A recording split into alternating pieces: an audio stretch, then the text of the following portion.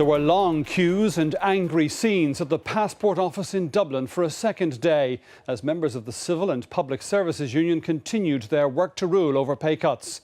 The Department of Foreign Affairs has this evening said that from today, staff who refuse to carry out duties within their grade will not be paid. But the head of the CPSU, which represents lower paid public servants, warned the government not to threaten his members with disciplinary action. The passport office in Dublin's Molesworth Street this lunchtime, where people desperate for passports had been queuing for up to 4 hours. Outside, the frustration was palpable. I had to come from Belfast just for my son. He's going away on Wednesday morning. It was posted off the Express through the post office 6 weeks ago, so I had to come down here this morning. And if I don't get it today, I'm going to have to book into Dublin somewhere. I'll try and get it again tomorrow. Those who had been inside said chaos reigned, with few, if any, receiving passports. There's a person in there, she said she's going to tie herself to the chair. She is not moving until she gets a passport. And what were you seeing in there? But everyone's just milling around like cattle.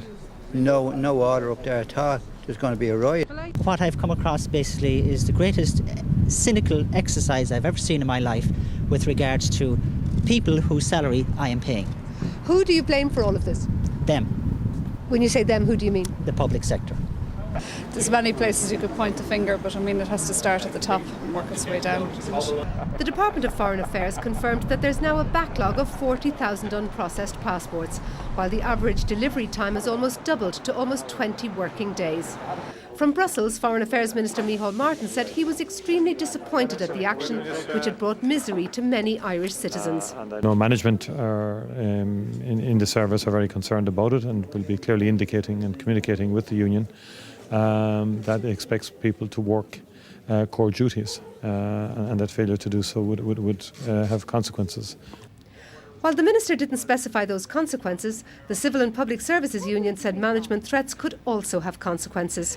And I certainly don't think it's going to be conducive to, if you like, de-escalating the temperature if management start to threaten our members. There is an industrial dispute going on. We'll try and work to ensure that we don't have a repeat of last Friday. If they threaten our members, I can't guarantee how members might react. All of this is taking place as talks are expected to continue into the weekend in a bid to resolve this increasingly bitter row. That will be cold comfort to those who won't be able to travel over Easter because they'll have no passports.